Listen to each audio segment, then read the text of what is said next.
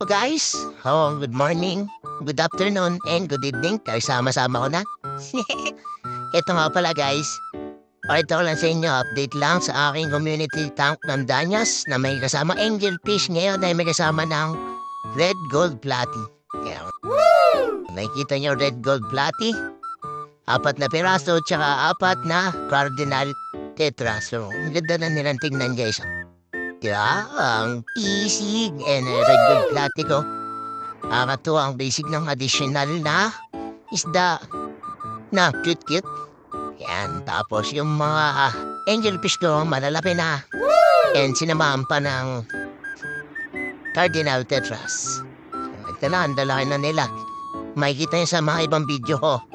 Medyo maliit pa sila nun ngayon. Ang laki na talaga nila. So yun lang. Nakita ko lang sa inyo. Bye! Bye!